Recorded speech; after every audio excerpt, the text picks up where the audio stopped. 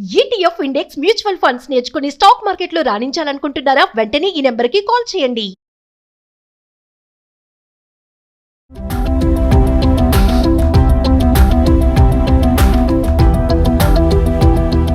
నమస్తే, welcome back to Suman TV. Present మనతో పాటు ఉన్నారు అనలిస్ట్ మందర్ కృష్ణారెడ్డి గారు. నమస్తే సార్. నమస్తే అమ్మా. Sir, RBI reserve bank of India తీసుకున్నటువంటి ఒక నిర్ణయం సామాన్యులకు ఎంతో మంచిదని చెప్పుకోవచ్చు. అంటే కార్ లోన్ కానీ, హోమ్ లోన్ కానీ, పర్సనల్ లోన్ కట్టే వాళ్ళకి ఈ ఈఎంఐ అనేది ఏదైతే ఉంటుందో, మరి తీసుకున్న నిర్ణయం మేరకు ఈఎంఐ తగ్గుతుంది అని అనుకోవచ్చు అంటారా? పండగల టైంలో మళ్ళీ ప్లస్ ట్యాక్స్ కానీ ఇప్పుడు విపరీతంగా పెరిగిపోతున్నాయి. ఏవైతే వస్తువులు ఉన్నాయో ధరలు పెరిగే టైంలో ఆర్బీఐ తీసుకున్న నిర్ణయం ఎంతవరకు కరెక్ట్ అంటారు? దీనివల్ల బెనిఫిట్స్ ఏంటంటారు? రిజర్వ్ బ్యాంక్ ఆఫ్ ఇండియా బ్యాంకులకి పెట్టే నిబంధనలో రెపో రేటుని తగ్గించింది. రెపో రేట్ ఎప్పుడైతే తగ్గుతుందో అప్పుడు బ్యాంకులు ఎక్కువ డబ్బుని నిల్వ చేసుకోవడానికి వాళ్ళకి అవకాశం ఉంటుంది. ఎక్కువ డబ్బులు బ్యాంకుకి అంటే లోన్స్కి ఇచ్చేందుకు వాళ్ళకి పాసిబిలిటీస్ ఉంటాయి. దానివల్ల వాళ్ళకి ఏంటంటే ఎక్కువ డబ్బు అందుబాటులో ఉన్నప్పుడు వడ్డీ తగ్గించుకుంటారు. ఎందుకంటే ఎక్కువ లోన్లు ఇవ్వగలుగుతారు, ఎక్కువ ఆదాయాన్ని పొందగలుగుతారు. కాబట్టి తక్కువ ఇంట్రెస్ట్ తోటి వాళ్ళు ఇచ్చుకోవడానికి పాసిబిలిటీ ఉంటుంది. కాబట్టి రేట్లు తగ్గుతాయి, వడ్డీ రేట్లు తగ్గుతాయి. అంటే గొప్పగా ₹1000 తగ్గుతాయని చెప్పలేకపోయినప్పటికీ లోను 1,00,000, 2,00,000, 5-10 లక్షల లోపల ఉన్నప్పుడు ₹1,000 లోపల ఒక్కొక్క నెల కట్టేటువంటి వాళ్ళు ఈఎంఐ లోపల తగ్గుబాటు. కాబట్టి 5 సంవత్సరాలు వరుసగా చూసుకున్నట్టయితే ఖచ్చితంగా చాలా భారీ అమౌంట్ వచ్చినట్టే లెక్క. పెద్ద పెద్ద లోన్ల వాళ్ళకి ఇంకా ఎక్కువ అవకాశాలు ఉంటాయి. దీనివల్ల ఏమిటి లాభం అంటే, ఒకటి, ఇప్పుడు గృహ సముదాయానికి ఎవరైతే హౌసింగ్ లోన్ తీసుకున్నారో వాళ్ళకి వెసులుబాటు వస్తుంది. ప్లాట్ల మీద వాటి మీద లోన్లు తీసుకున్న వాళ్ళు ఉంటారు. రియల్ ఎస్టేట్ రంగం అభివృద్ధి అయ్యే అవకాశాలు ఉంటాయి. ఎందుకంటే ఎప్పుడైతే వడ్డీ రేటు తక్కువ ఉంటుందో అప్పుడు ఎక్కువ మంది లోన్లు తీసుకోవడానికి ప్రయత్నం చేస్తారు. అప్పుడు రియల్ ఎస్టేట్ కుదేలవుతున్న రియల్ ఎస్టేట్ కాస్త మళ్ళీ తిరిగి కాస్త కాలునుకోవడానికి, కొంచెం ముందుకెళ్ళడానికి, కొద్దిగా అభివృద్ధి చేయడానికి ఒక అవకాశం ఏర్పడుతుంది. దీంతో పాటుగా వెహికల్స్ మీద తీసుకున్నటువంటి లోన్స్ కూడా ఎక్కువ మంది తీసుకునే అవకాశాలు ఉంటాయి. వడ్డీ రేటు తగ్గినప్పుడు మనకు ఎక్కువ మన మీద భారం పడదు అనుకుంటే ఎక్కువ మంది లోన్స్ తీసుకుంటారు. అలా లోన్స్ తీసుకున్నప్పుడు ఏమవుతుందంటే దీనివల్ల ఎక్కువగా ఆటోమొబైల్ రంగానికి కూడా మంచి అవకాశాలు దొరుకుతాయి. ఎక్కువ మ్యానుఫ్యాక్చర్ చేయడానికి, ఎక్కువ కార్లని, వెహికల్స్ని ప్రొడ్యూస్ చేయడానికి అవకాశాలు ఉంటాయి.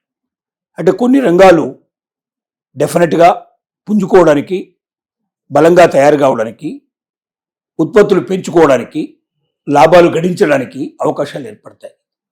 అట్ ద సేమ్ టైం మరొక వైపున చూసినట్టయితే మనం ఎవరైతే బ్యాంకులో తమ డబ్బును దాచుకొని వారు వడ్డీ రూపంలో ఆదాయాన్ని సంపాదించుకుంటున్నారో, బ్రతుకు తెరువుగా దాన్ని మలుచుకుంటున్నారు, సీనియర్ సిటిజన్ లాంటి వాళ్ళు, ఇంకా కొంతమంది గృహిణులు అలాంటి వాళ్ళు మంత్లీ వారీగా వాళ్ళకి కొంత ఇన్కమ్ వచ్చేట్టుగా చేసుకుంటున్నారు. అలాంటి వాళ్ళకి ఆటోమేటిక్గా వాళ్ళ డిపాజిట్ల మీద ఇంట్రెస్ట్ తగ్గిపోతుంది. మరి ఇక లోన్ తగ్గినప్పుడు డిపాజిట్ల మీద కూడా తగ్గిపోతుంది. అలాంటి వాళ్ళకి కొంత దెబ్బ అయ్యే అవకాశం ఉంది. అంటే వాళ్ళు జీవన ప్రమాణం, ఇంత డబ్బు మనం దాచుకున్నాం, ఇంత డబ్బు వస్తుంది, ఈ డబ్బుతోటి మనం ఇంత మన జీవిత అవసరాలు తీరిపోతాయని ఒక కర్మ పద్ధతిలో వెళ్తున్నట్టు వాళ్ళకి డెఫినెట్గా కొంత డబ్బు తక్కువ వస్తుంది. ఆ డబ్బు ప్రకారం మళ్ళీ ఇంకా కొంత డబ్బు ఎక్కువ డిపాజిట్ చేసుకోవాల్సిన పరిస్థితి ఏర్పడుతుంది. కొంచెం స్థితిగతులు మారే అవకాశాలు ఉంటాయి. అందుకే కొంతమందికి లాభం కలిగినప్పుడు కొంతమందికి నష్టం కూడా జరిగేటువంటి అవకాశాలు ఉంటాయి.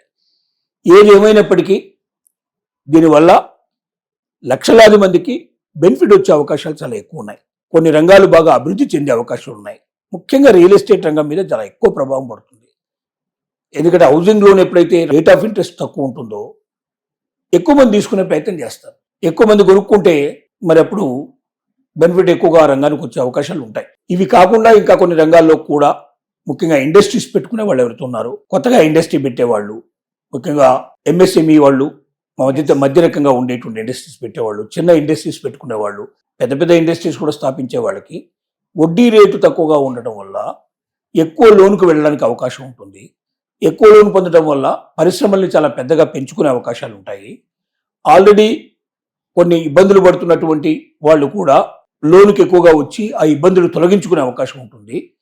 అలాగే తమ ఇండస్ట్రీస్ని, తమ పరిశ్రమల్ని మళ్ళీ ఒక దారిలో పెట్టుకొని ఎక్కువగా ఉత్పత్తులు చేసుకొని ఎక్కువ లాభాలు గడించే అవకాశాలు కూడా ఉంటాయి.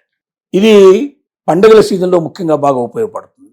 ఎందుకంటే ఇప్పుడు పండుగల సీజన్లో ఎక్కువగా ఏదో ఒకటి కొంటే బాగుంటుంది అనేటువంటి భావనలో ఉంటారు చాలామంది. వెహికల్స్ కొనుక్కోవడం కానీ, లేదా గృహ పరికరాలు ఏవైనా సరే టీవీలో లేకపోతే మొబైల్స్ లేక ఇలా రకరకాలుగా ఎలక్ట్రికల్ పరికరాలు ఎట్లాంటివి కొనేవాళ్ళు ఉంటారు. ఈ గృహోపకరణాల మీద కూడా ఇంట్రెస్ట్ ఇచ్చేటువంటి బ్యాంకులు ఉన్నాయి, ప్రైవేట్ ఫైనాన్స్ కంపెనీలు కూడా, నాన్ బ్యాంకింగ్ ఫైనాన్స్ కంపెనీస్ చాలా ఉన్నాయి.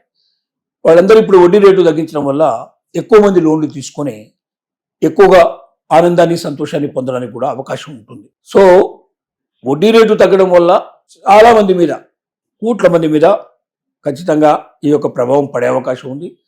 తద్వారా బెనిఫిట్ ఎక్కువగా పొందే అవకాశం ఉంది.